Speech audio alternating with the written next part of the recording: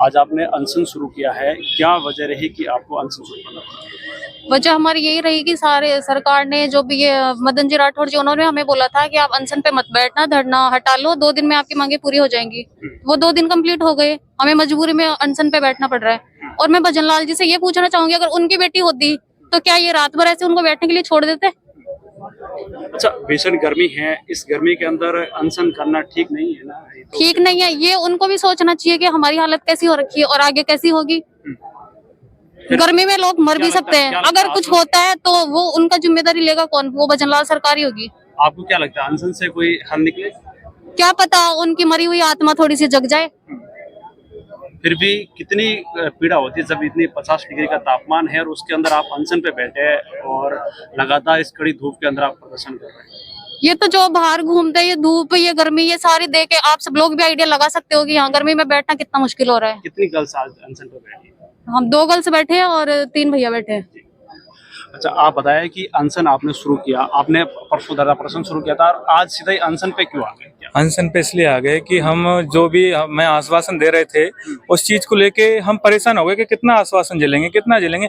अब हम ये चाह रहे हैं कि सरकार हमारी पीड़ा समझे, हमारे अंदर की आत्मा को समझे कि बच्चों की कैसे आत्मा तड़प रही है, कि धरना प्रदर्शन कर रहे हैं कि ये क्या बोलते हैं 50 डिग्री टेम्परेचर में बच्चों भूखे बैठे हैं सुबह से। हमें किसी एक भाई को चक्कर आ गया था और सरकार से यही कहना चाहते हैं हमारी मांगे जायज हैं। ऐसा नहीं है कि हम फालतू में आपके साथ लड़ रहे हैं, हम तो आपके बच्चे हैं। सरकार यही तो बोलती है सब हमारे बच्चे हैं, हम सबका विकास करेंगे। ऐसा विकास मत करो कि हमारी आत्माएं टूट जाएं। 3 साल बाद फिर चुनाव है, ऐसा ना हो कि फिर हम आपका विकास कर दें सही से।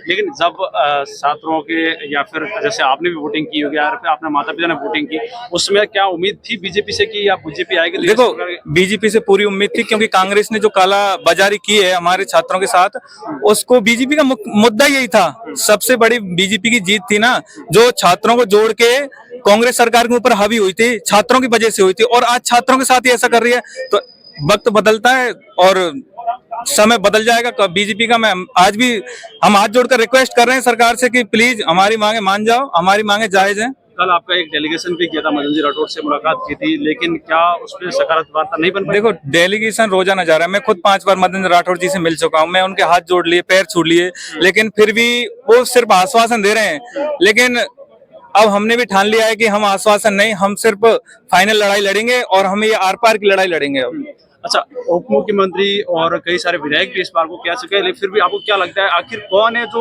इस पावर सेंटर पर बैठा जो इस फैसले पर नहीं? देखो, एक अब डाउट होने लग गया कि रियल में जो राजस्थान सरकार है उसमें सेंट्रल पावर नहीं है।